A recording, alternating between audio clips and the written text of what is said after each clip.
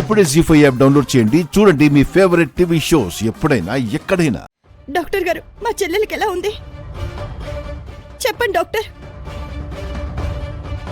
అవనికైతే ఎలాంటి ప్రమాదం లేదు. తన స్టమక్కి బలంగా దెబ్బ తగలడం వల్ల ఏదైనా ప్రాబ్లం ఉందేమో అని స్కానింగ్లు చేయించాను. రిపోర్ట్స్ వచ్చాయి, స్టడీ చేశాను. ఏముంది అందులో? తొందరగా చెప్పండి, నాకు కంగారుగా ఉంది. తనకి పెళ్ళయి ఎన్ని రోజులైంది?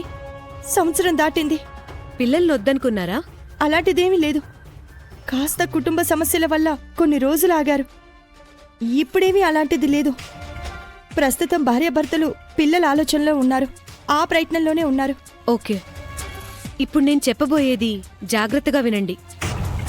ఈ యాక్సిడెంట్ వల్ల ఆమె యూట్రస్కి దెబ్బ తగిలింది. అంటే ఆమె గర్భాశయానికి దెబ్బ తగిలింది.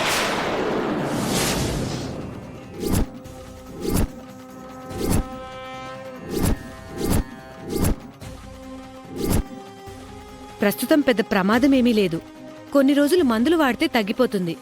కానీ అవని పిల్లల్ని కనకుండా ఉండటం మంచిది. ఎందుకంటే గర్భాశయానికి ప్రాబ్లం ఉన్నప్పుడు పిల్లల్ని కనాలి అనే ఆలోచనకి దూరంగా ఉండాలి.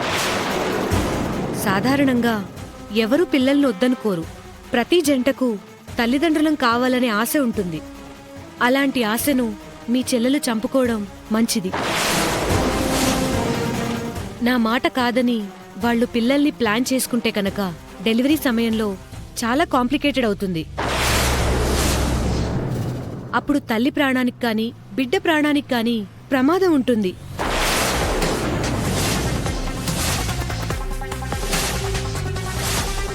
అప్పుడు ఎవరినో ఒక్కరినే కాపాడుకోవాల్సిన సిచ్యువేషన్ వస్తుంది. ఇలాంటి చాలా కేసుల్లో తల్లి ప్రాణానికే ప్రమాదం ఎక్కువగా ఉంటుంది. ఈ విషయం నేనింకా తనకు చెప్పలేదు. కంగారు పడుతుంది కదా. అందుకే మీరీ విషయం మెల్లమెల్లగా తనకు చెప్పే ప్రయత్నం చేయండి. అవని ఎట్టి పరిస్థితుల్లోనూ బిడ్డని కనకూడదు. ఇది గుర్తుంచుకోండి. మెడిసిన్స్ వాడిన తర్వాత కొన్ని నెలలైన తర్వాత మళ్ళీ టెస్టులు చేద్దాం. అప్పటి పరిస్థితి ఎలా ఉంటుందో చూద్దాం. ఇప్పట్లో అయితే తనకి ప్రెగ్నెన్సీ రాకూడదు. Be careful. కాసేపట్లో డిశ్చార్జ్ చేస్తాను. మీరు పేషెంట్ని తీసుకెళ్లొచ్చు.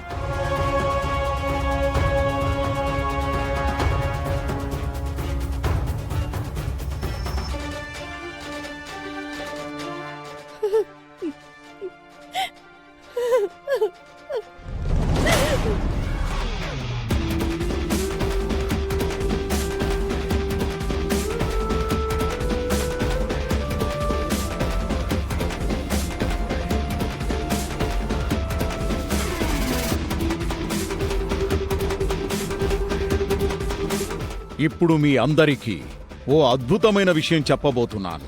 అందరూ శ్రద్ధగా వినండి. వేదవతి గారు, ప్రసాదరావు గారు, ఈ విషయం అందరికంటే మీ ఇద్దరికీ పెద్ద శుభవార్త అవుతుంది. అవునా? అయితే తొందరగా చెప్పండి. ఏవో సమస్యలున్నాయని అనకుండా శుభవార్తనన్నారు.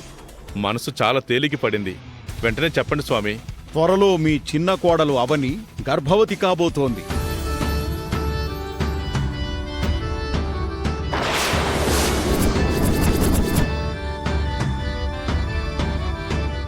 నిజంగానా స్వామి? అవునాయనా. నీ భార్య ఓ మంచి సందర్భాన శుభ గడియలలో గర్భవతి కాబోతోంది. తాళపత్రాలను చదివి ఆ విషయం మీరెలా చెప్పగలుగుతున్నారు? అవునండి, మీరేమన్నా డాక్టరా?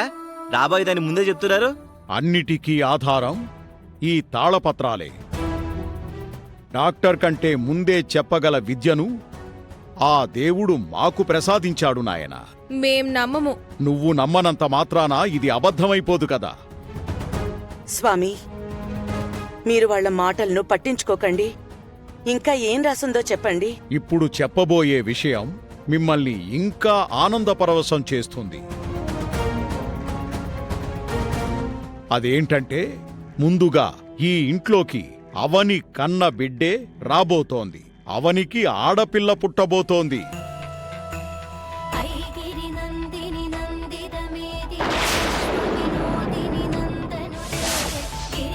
పుట్టబోయే ఆడబిడ్డది అమ్మవారి అంశ.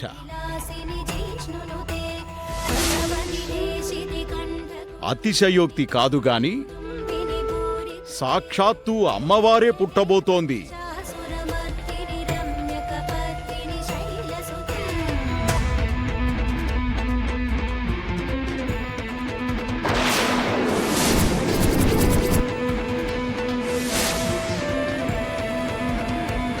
అవని అమ్మవారిని ఆరాధించడమే కాదు, అమ్మవారినే కనబోతుంది.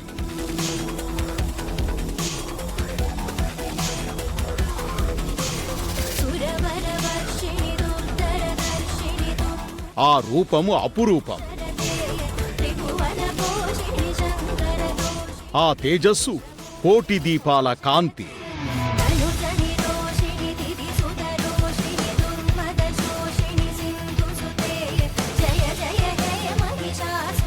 ఆ జన్మ ఓ కారణ జన్మ, ఆ పుట్టుక ఓ వరం.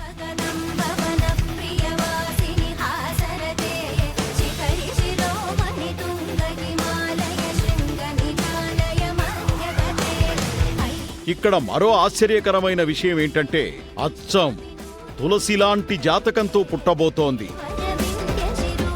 అంటే మీ జాతకమన్నమాట.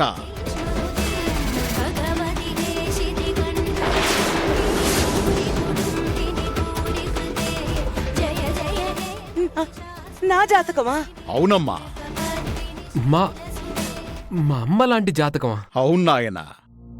భరణీ నక్షత్రం, మేషరాశి, కార్తీక మాసం, శుక్రవారం నాడు జన్మించబోతోంది.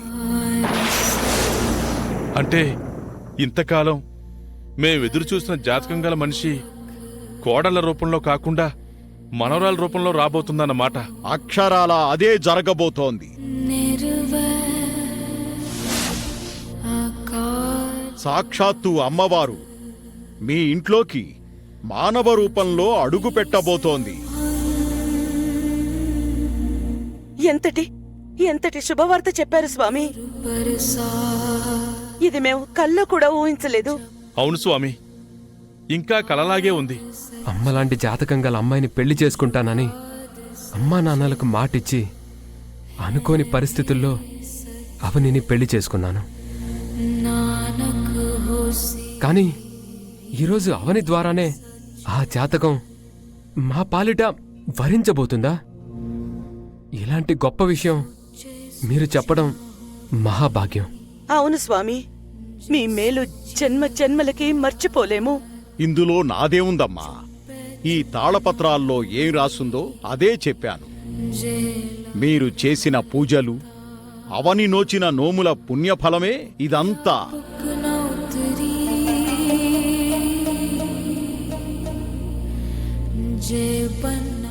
జీ5 యాప్ డౌన్లోడ్ చేసి అన్ని ఎపిసోడ్స్ పూర్తి ఉచితంగా చూడండి.